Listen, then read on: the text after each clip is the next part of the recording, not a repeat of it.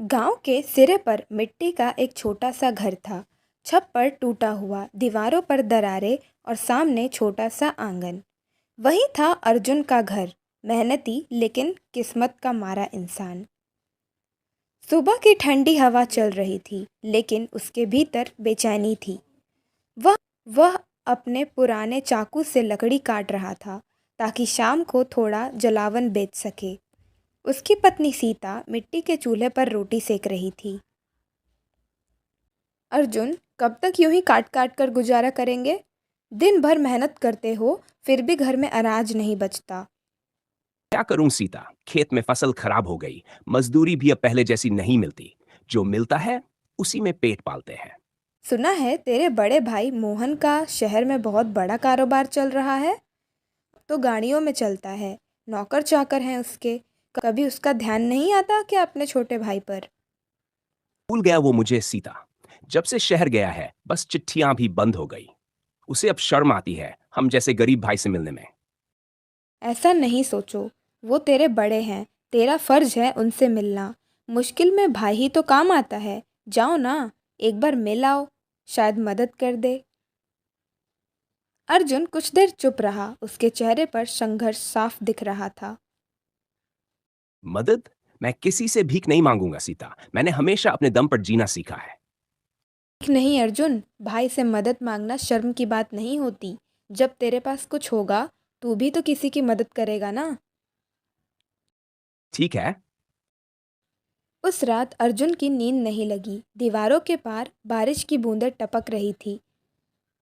सुबह होते ही सीता ने फिर वही बात छेड़ी।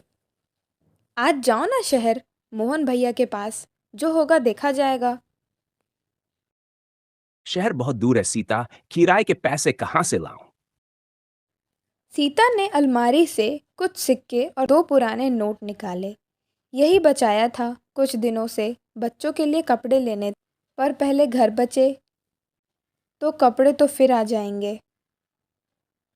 तू हमेशा मेरे लिए सब छोड़ देती है।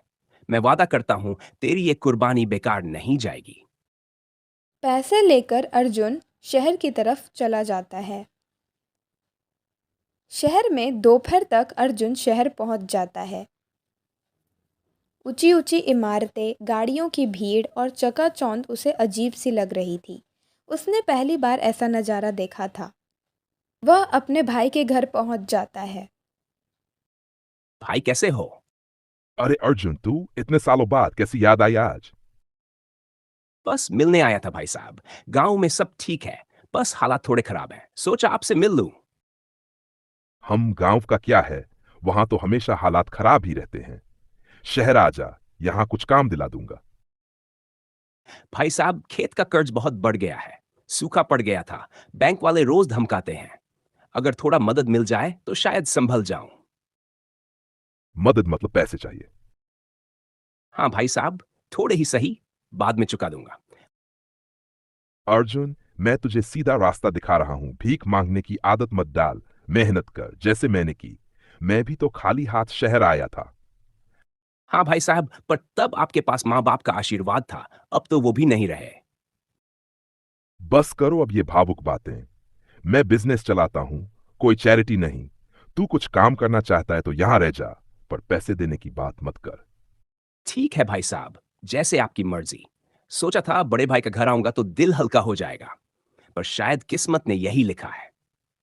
बाहर निकलते वक्त आसमान में बादल छा गए। बारिश की बूंदें गिरने लगी। बारिश थम चुकी थी, लेकिन उनके मन में तूफान था। चलो सीता सही थी, पर शायद मेरा नसीब नहीं। भाई के घर से जो खाली हाथ लौटा हूं, शायद ऊपर वाला अब कोई और रास्ता दिखाएगा। गांव की मिट्टी की खुशबू धीरे धीरे पास आती जा रही थी।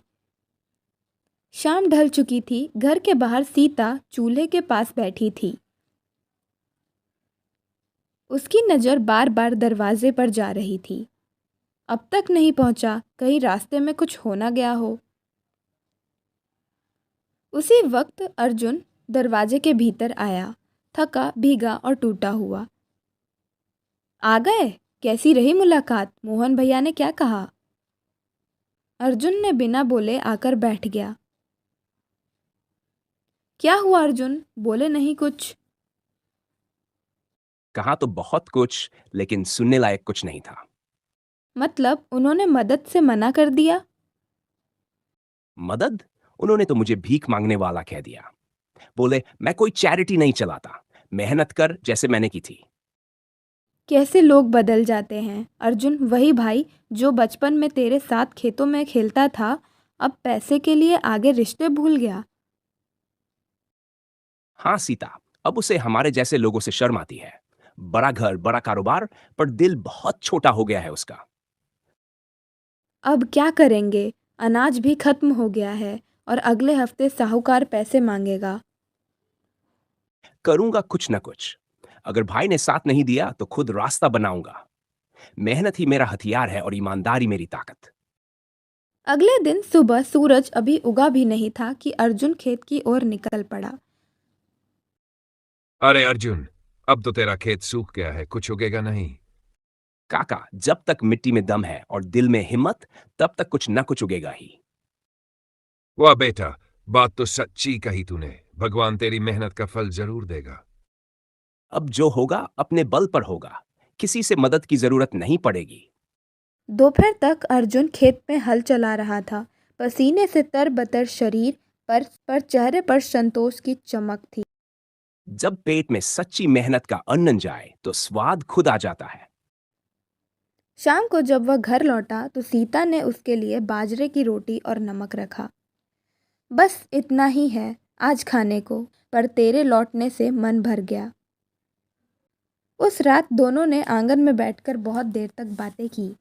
अर्जुन, क्या तू सच में मोहन भैया को माफ कर पाएगा? माफ तो कर दूंगा सीता, लेकिन भूल नहीं पाऊंगा। अब मैं उन्हें दिखाऊंगा कि गरीब होने का मतलब कमजोर होना नहीं होता। गांव में एक व्यापारी आया, रमेश सेठ। वह गांव के लोगों से अनाज, सब्जियां और लकड़ी खरीदता था। अर्जुन ने हिम्मत जुटाई और उसके पास गया। सेठ जी, अगर मैं अपनी जमीन में लकड़ी के पौधे लगाऊं और देखभाल करूं तो क्या आप बाद में खरीदोगे? अगर ठीक से देखभाल की तो क्यों नहीं, पर 5-7 महीने लगेंगे। इतना इंतजार कर सकेगा? मेहनत करूंगा, इंतजार भी कर लूंगा। अच्छा किया, ये सही रास्ता है। अब धीरे धीरे सब ठीक हो जाएगा। पर तभी तक और मुसीबत आ गई। रात में तेज आंधी चली और उनके घर का छप्पर उड़ गया। हे भगवान, अब कहाँ जाएं? रो मत, सब ठीक हो जाएगा। मैं हूं ना, कल ही नया छप्पर बना दूंगा, चाहे पूरी रात जागना पड़े। सुबह होते होते उसने बांस और पुआल से अस्थाई छत तैयार कर दी। तू तो सच में भगवान का दिया है अर्जुन। गरीबी तेरे इरादे को हिला नहीं सकती। सीता, मुझे अब किसी को दिखाने की जरूरत नहीं। मेरी मेहनत ही मेरी पहचान है। एक दिन आएगा जब वही भाई मेरे दरवाजे आएगा, और तब मैं उसे बताऊंगा कि गरीब दिल का अमीर होता है। दिन बीतते गए, अर्जुन ने खेत में नए पौधे लगाए और सीता ने सब्जियां बेचना शुरू कर दिया। एक शाम जब दोनों खाट पर बैठे थे तो सीता बोली, अर्जुन, भगवान ने तेरा साथ दिया। मोहन भैया को तो अब पता भी नहीं होगा कि तू कैसे जी रहा है। हाँ सीता, जब दिल में सच्चाई हो और हाथों में मेहनत, तो किस्मत भी झुकती है।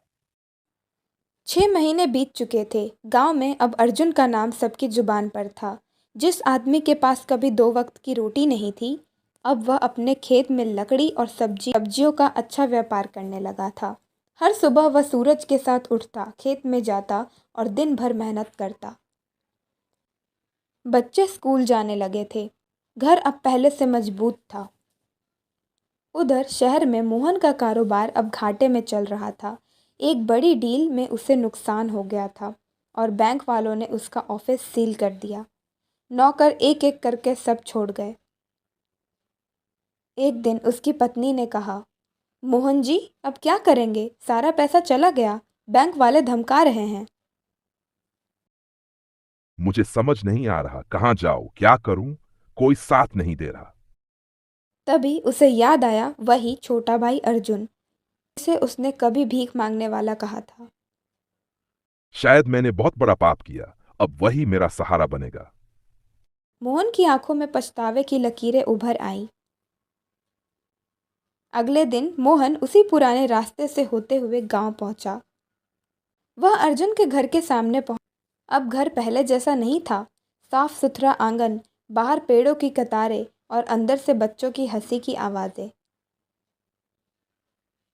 कौन है आप? भाभी, मैं मोनू, अर्जुन का बड़ा भाई। ओह, अब याद आई अपने भाई की। आइए, अंदर आइए। भाई साहब, आप इतने सालों बाद? माफ कर दे अर्जुन, मैंने तुझे बहुत अपमानित किया था। जब तू मदद मांगने आया था तब मैंने तुझे ठुकरा दिया। अब वही हालत मेरी हो गई है, सब कुछ खो दिया मैंने। भाई साहब, इंसान की गलती भगवान भी माफ करता है। मैं कौन होता हूं नाराज होने वाला? तू अब बहुत बड़ा आदमी बन गया है। तेरे पास वो सब है जो मेरे पास नहीं, सच्चाई, संतोष और परिवार का प्यार। बड़ा तो वही होता है जो दूसरों को छोटा न समझे। अमीरी पैसों से नहीं, दिल से होती है भाई साहब। तुम दोनों ने मुझे आज असली अमीरी दिखाई है। अब मैं भी यही गांव में रहूंगा और तुम्हारे साथ मेहनत करूंगा। मोहन भैया, घर में जितना है सब आपका है। अब ये घर आपका भी है, जैसे पहले हुआ करता था। कुछ महीने बाद मोहन ने गांव में ही अर्जुन के साथ मिलकर एक छोटा सा व्यापार शुरू किया। लकड़ी, अनाज और टोकरियों का काम इतना बढ़ गया कि गांव के कई लोगों को रोजगार मिलने लगा।